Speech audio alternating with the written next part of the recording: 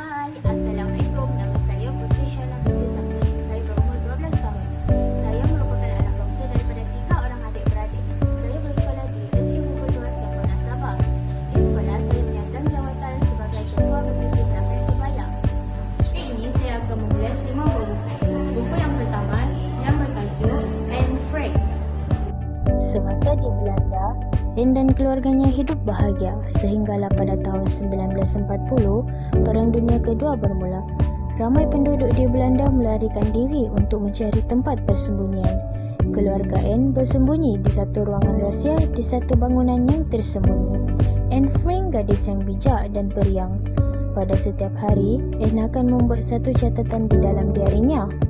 3 minggu sebelum Amsterdam dibebaskan oleh pihak Hitler, keluarga Anne telah dikhianati oleh seseorang yang tidak diketahui identitinya. Anne dan kakaknya telah ditangkap oleh pihak Hitler dan dibawa ke kem tahanan.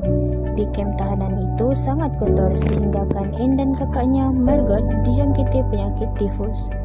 Kakak Anne telah meninggal dunia kerana penyakit itu, dan setelah kakak Anne meninggal, Anne patah semangat dan setelah beberapa hari, Anne juga meninggal dunia. Semasa keluarga Anne ditangkap oleh pihak Hitler, bapa Anne sahaja yang terselamat dalam penangkapan itu.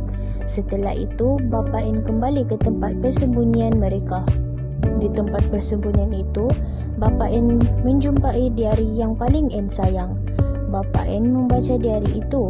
Di dalam diari itu, Anne banyak menceritakan tentang mereka bersembunyi di ruangan rahsia dan tentang peperangan pada zaman itu. Dalam diari Anne itu juga, Anne pernah membuat satu catatan yang bermaksud saya akan hidup selepas mati. Buku kedua pula bertajuk Tokoh Sains. Pengarahnya ialah Asmaliza Ayub dan Azilawati Muhammad Sabda. Buku ini diterbitkan oleh Sejati Books pada tahun 2002. Buku ini mempunyai 42 muka surat. Buku ini juga menceritakan tentang 10 orang tokoh sains. Dan setelah saya membaca buku ini, saya berasa kagum dengan perjuangan tokoh-tokoh sains. Buku ketiga pula bertajuk Tokoh Dunia. Pengarahnya ialah Asmaliza Ayub dan Azilawati Muhammad Sabda. Buku ini diterbitkan oleh Sejati Books pada tahun 2002. Buku ini mempunyai 46 muka surat halaman mencetak. Buku ini menceritakan tentang 10 orang tokoh terbilang dunia yang terkenal dalam bidang falsafah, kesamaan dan politik. Setelah saya membaca buku ini, saya dapat mengetahui bagaimana hasil ciptaan dan idea pemikiran tokoh-tokoh ini mengubah corak kehidupan masyarakat dunia. Buku keempat bertajuk Christopher Columbus. Pengarahnya ialah Roger Grimsby. Buku ini diterbitkan oleh Pelangi Sendian Berhad. Buku ini mempunyai 32 muka surat. Pengajaran yang terdapat dalam buku ini ialah kita harus berusaha untuk mencapai apa yang kita hendak dalam hidup. Buku yang terakhir pula bertajuk Florence Nightingale. Pengarahnya ialah Nina Morgan.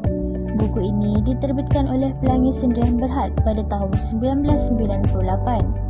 Buku ini juga mempunyai 32 muka surat. Buku ini menceritakan tentang kisah hidup Florence Nightingale. Pengajaran yang saya dapat dari buku ini ialah kita harus tolong-menolong biarpun berlainan kaum. Saya mencadangkan supaya rakan-rakan membaca buku ini kerana buku-buku ini banyak memberikan impak yang positif